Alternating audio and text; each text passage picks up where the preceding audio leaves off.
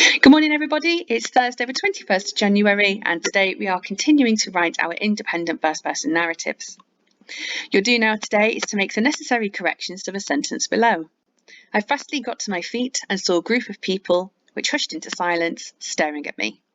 Pause the video here whilst you copy up the sentence and make the corrections, and press play once you're ready to see how you did. Well done. Let's see how we got on. So I changed the adverb fastly to quickly because we can't use fastly as an adverb.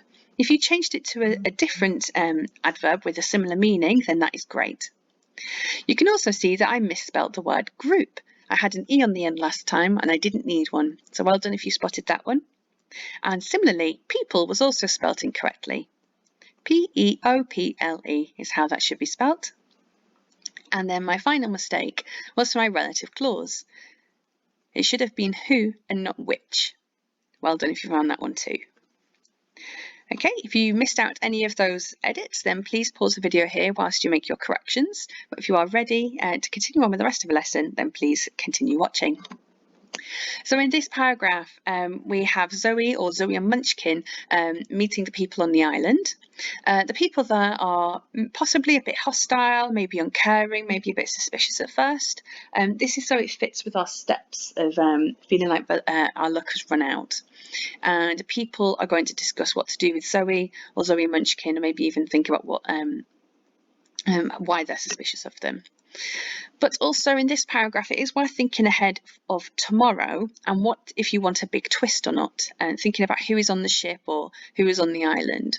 So if you remember from earlier on in our reading of the book, that Zoe mentioned that she had the closest thing to a friend, and that person was Natasha.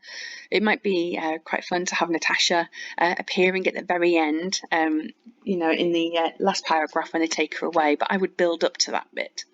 You might even have Zoe's parents being there, and that would be quite an interesting twist as well, wouldn't it? But she's found this ship in the middle of the sea, or she's found this second island and her parents are just there and they're fine. Or maybe a big formidable foe. So we know that Doobie was sort of the villain of Eel's Island, but maybe someone even worse than Doobie could be there.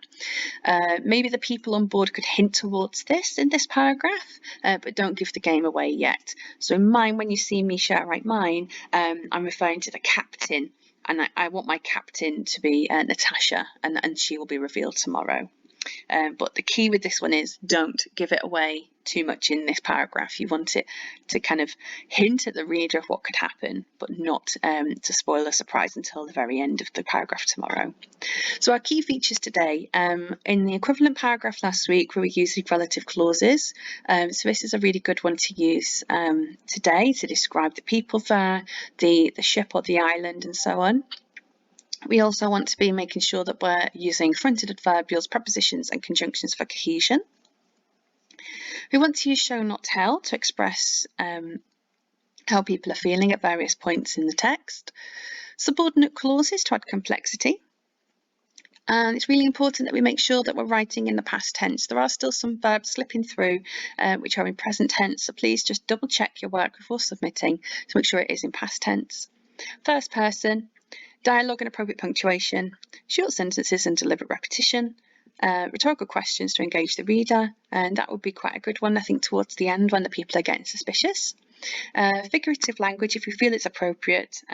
This paragraph doesn't really lend itself too well to describing settings, but of course it's your paragraph and you can edit that how you best see fit. And unique phrases and vocabulary that you've drawn from your wider reading too. Okay, there is a planning sheet available on your home learning document. Please have that to reference. You can print it off and write on it, or you can just refer to the steps on that for when you're planning in notes on a piece of paper. And then we're ready to get started with the rest of the lesson.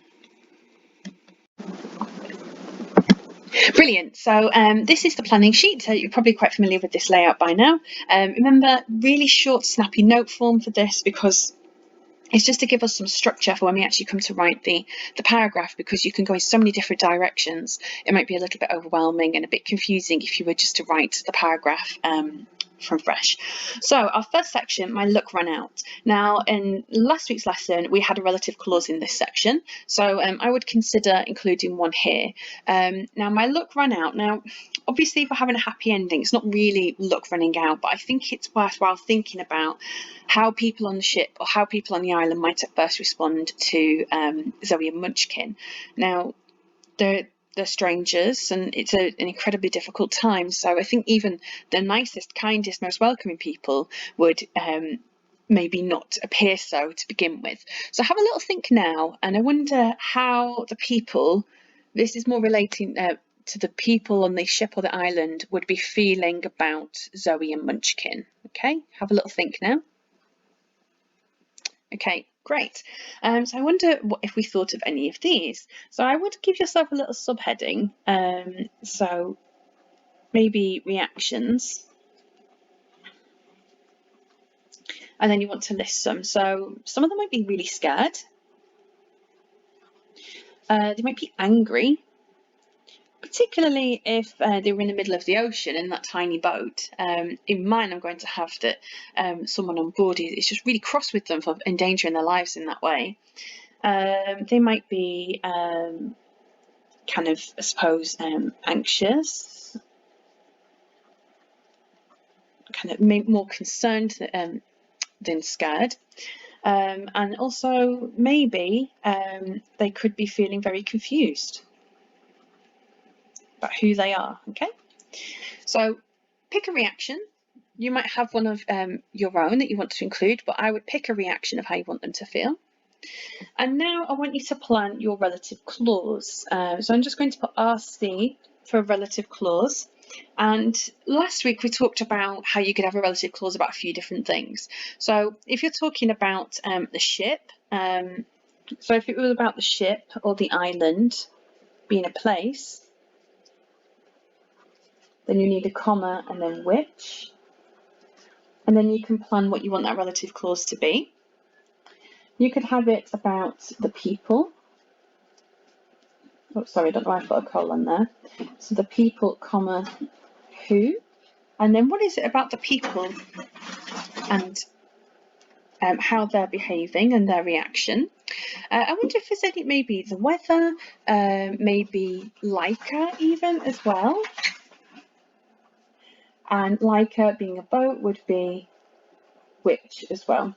So pause the video here while you plan what you want your relative clause to be. I hope that didn't disturb you too much. We've just had some post arriving, but just pause the video here while you decide what noun you want to make describe more with a relative clause. Okay, and then press play once you're ready to continue. Okay, wonderful. So now we have interaction with new people.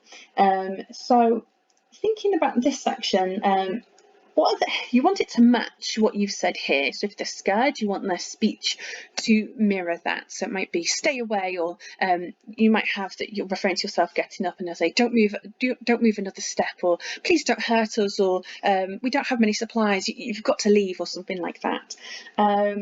Maybe, as I said with the angry, in mine I want to have the people kind of accusing like, well, what do you think you're doing? It's so reckless, it's so dangerous to be sailing the ocean like that, you're trying to get yourselves killed. And again, the speech would mirror how they're feeling. If they're anxious, what is it that they're anxious about? If they're confused, like, what are you doing here? Like, you're in such a tiny boat, like who are you? Where have you come from? What do you think you're doing? So think about what they're going to say.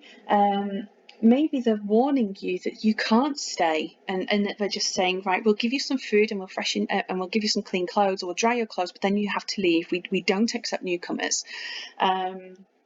Maybe if you say that you've come from Eels Island, I think that it would be quite fun to then have them react to that and say, you're an eel, you can't stay here, we've heard all about those eels, they're not trustworthy, or something like that. And I know that I've seen in some of the writing from my class that they've referred to the eels and kind of their personality, and that might be quite interesting here, that obviously has a reputation.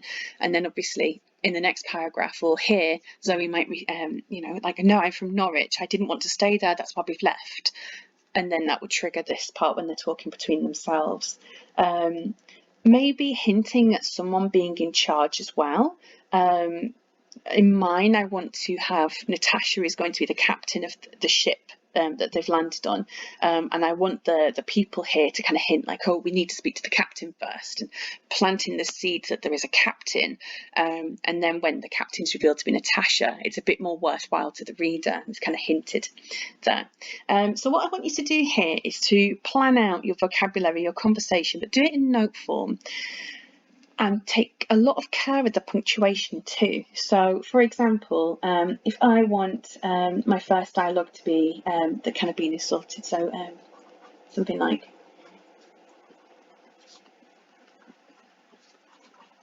maybe something like, "What are you fools doing?" It's good practice to get the punctuation. I've got my dialogue there, and then maybe the verb. As with last week, Zoe won't know any of these people's names. So questioned a man with a bushy beard, or questioned a terrified looking boy, or questioned a stern looking woman, or something like that. So questioned.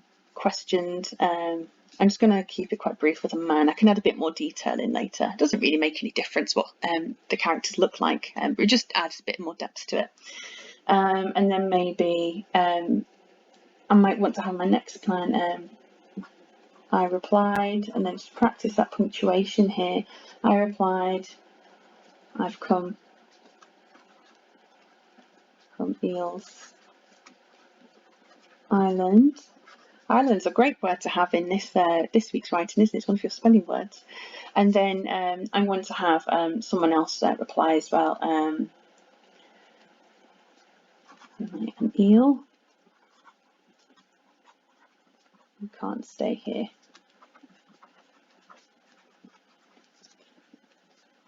A woman retorted. So then just be aware of the verbs that you're choosing, and we're not being too repetitive. You don't need to go too overboard. Said is fine as well. You know, as long as you're not repeating it. If you've got a really powerful verb that you want to use, then obviously use that.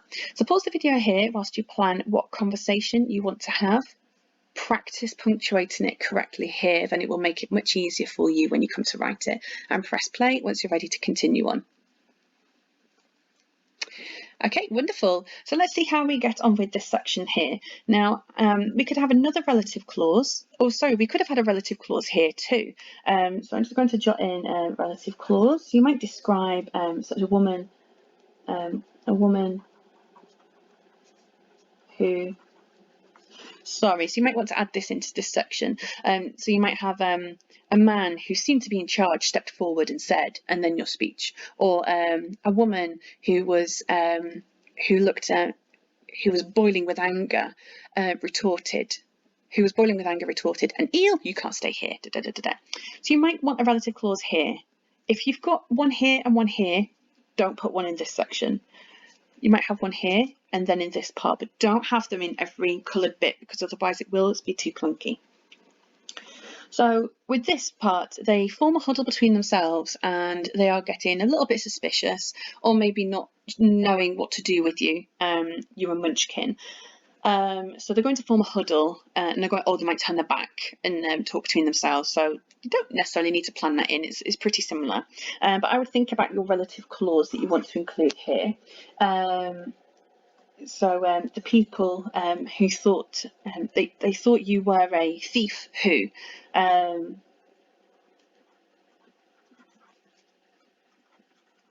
Okay, maybe a spy. Or maybe even talking about their leader. So they needed to get their leader who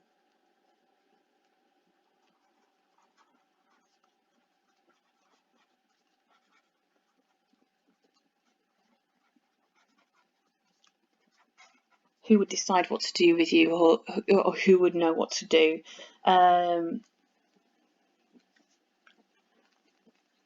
Okay, Sorry, so just to make this bit clearer, I've not written it out wonderfully well, but these are like, so they thought you were a thief who, or they thought you were a spy who, or they needed to get their leader who, and then have a relative clause about the who. You might even have one about the huddle, which was talking loudly, the huddle or who were talking loudly, for instance there.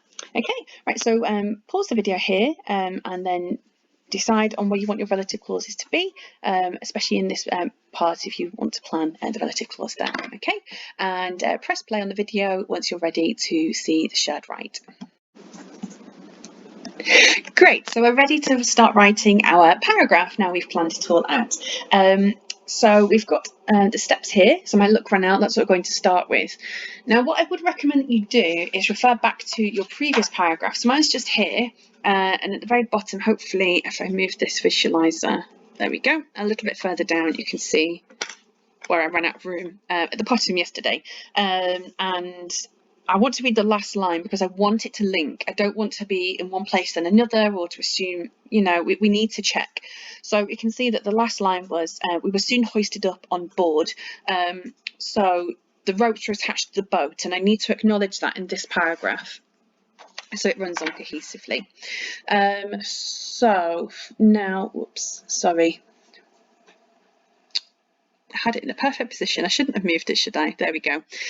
Right, so I want to address that I need to get out of the boat because I was in the boat being hoisted up on board. So I'm going to use an adverb here, just a nice short one, quickly, because Zoe will be feeling quite enthusiastic, quite eager to see what's happening because she's found a ship, and you know she wants to know more about the people and it's somewhere safe. So quickly, I scrambled, so a bit clumsily. I scrambled out of Laika. Obviously you could just have climbed or clambered or something like that. I scrambled out of Laika and onto the deck. Now, I'm going to check this bit back. I think I used deck in the previous sentence. Oh, up on board. So I'm okay to use deck, that's fine. That's not too repetitive because I still need to think about what I've already used beforehand. Again, on Monday, we'll be spending some time on this and linking them all together into one piece. I scrambled out of Laika and onto the deck. And I want to use my relative clause here. The deck was filled, so I want to use which. If you had, I scrambled out of Laika and saw many people, you would use who. So because I'm describing the deck being filled with people, I need to use which. Okay, let's focus that again. So I'm going to have my relative pronoun which. Quickly, I scrambled out of Laika and onto the deck, which was filled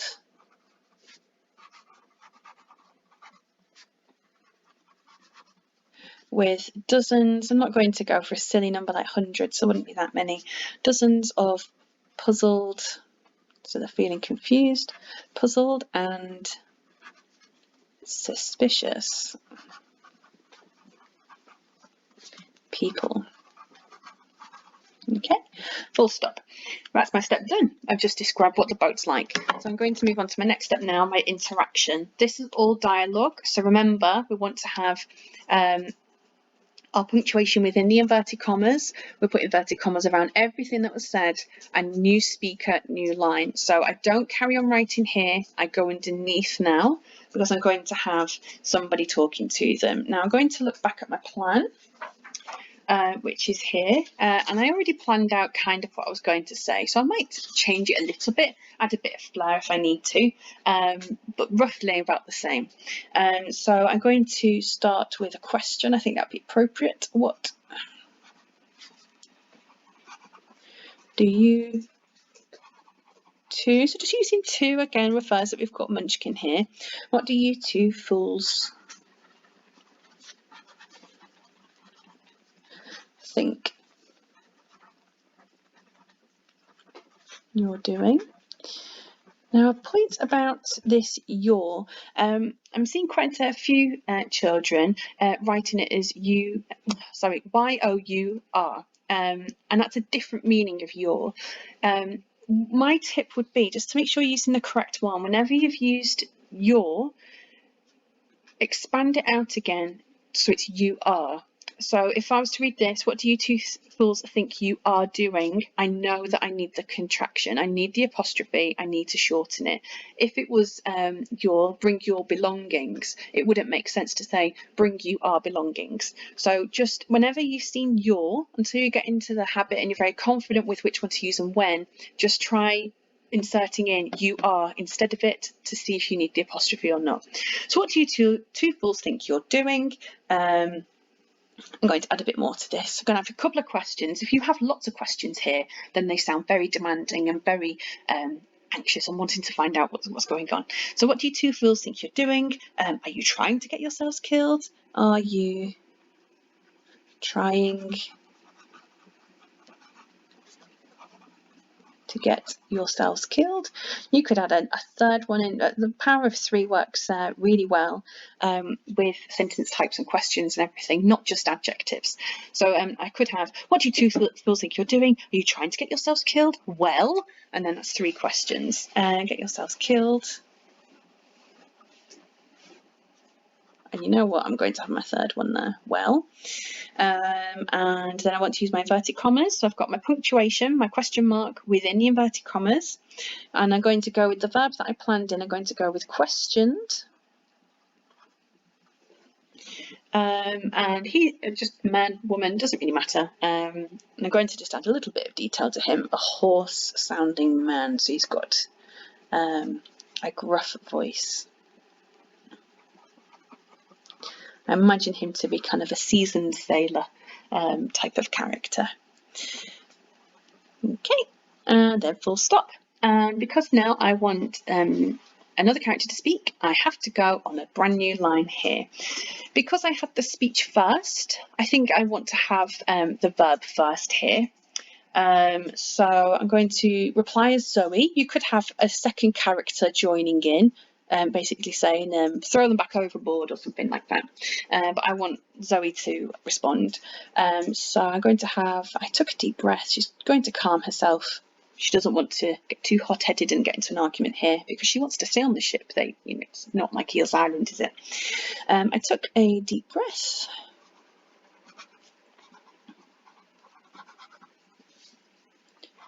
Before replying. Replying is my verb, so I want to have my comma, my inverted commas, and then a capital letter for my first word of speech.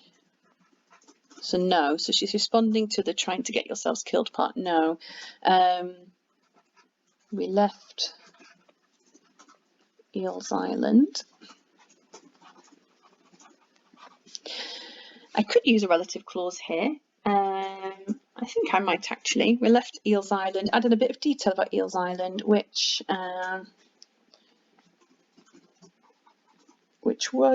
is, sorry, because it still is a terrible place, which is a dreadful or terrible place. I could have a full stop here, or I could continue. I might continue.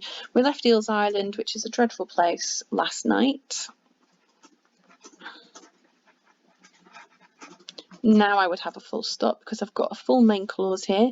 We left Eels Island last night with the relative clause here. What else did he say? What do you two think you're doing? You're trying to get yourselves killed. Well, no, we left Eels Island. We struck a place last night. We were looking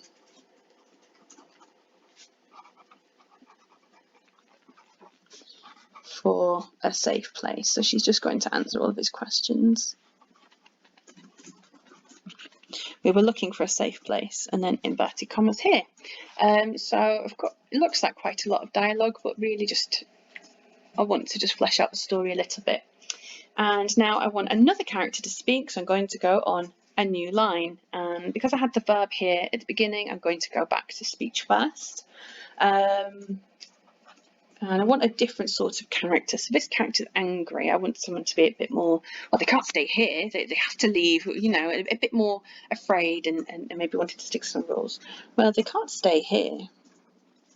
And I've got another contraction. So you'll notice that in your dialogue, you might want to use more contractions and shortening words, can't, don't, wouldn't, your, and so on, because that's how people speak, it's a little bit more informal, whereas if it's more formal, then you wouldn't use a contraction. Well, they can't stay here, and I'm going to do something a little bit different now and have an action in the middle. They can't stay here, comma, flustered woman.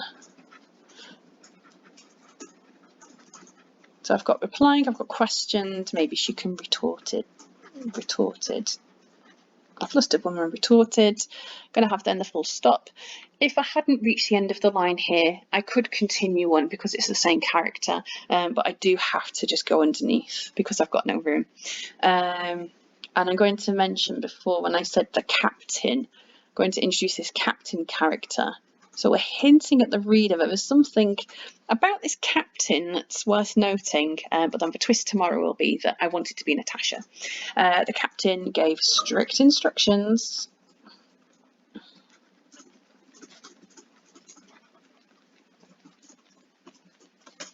that we mustn't, and again another contraction, we mustn't take on any outsiders. Oh, I just realised that we couldn't see that bit there, so sorry, just move that slightly. So I've got quite a bit of dialogue, but I think this is quite important to really get a good ending in. And I find it quite fun writing dialogue, especially if you're writing as a character with a personality that you don't have. It's quite interesting exploring that. So let me just see if I'm happy with this. What do you two think I'm doing? Well, they can't stay here if this one retorted. Just cross that T a little bit more. The captain gave strict instructions, I think would work well here. Strict instructions that we mustn't take on any outsiders. So she's kind of being a bit of the ringleader and acting a bit suspicious and not wanting to keep Munchkin and Zoe safe. So I've already used a relative clause here and in this dialogue, so I don't want to use another one now. So I've met my Walt. I'm quite well. It's not a Walt today, but I've again using another one. It'd be too much here. So I've decided I'm not going to use one. Hopefully, I can fit it on this line. I might have to go underneath and be a bit naughty again and write on that big line there. So basically, this part is they become suspicious and they're going to talk between themselves. So I'm just going to say that they turn their backs to us. They turned their backs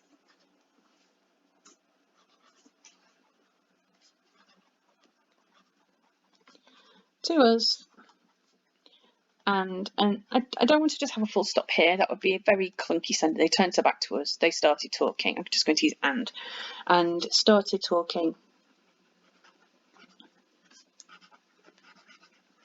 Oh no, I'm going to have to go underneath again. Whoops.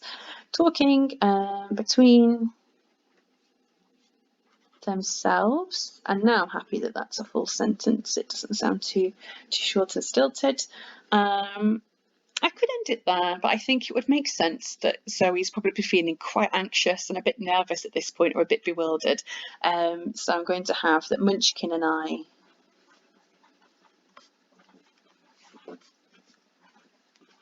glanced at each other nervously. Maybe they're feeling a little bit bewildered that they are so hostile. Okay, I think I'm happy with that. What I forgot to mention yesterday as well is that you still have an editing checklist. So I would absolutely recommend having a look over this. This is just to prompt you kind of the features that you're expected to include and things to check that you've included them correctly. Read it out loud to yourself. I know that in Limerick and Sussex class, you're both working really hard, some of you at narrating your work, as well as uploading the picture onto Seesaw, which is fantastic. And it'd be great for even more of you to join in with that too, because it's just lovely being able to hear you performing your work and hearing that you're proud of it. And also it's just really helpful in finding errors. As I said yesterday, you know, you hear them more when you're talking out loud and you're not imagining that you've included words.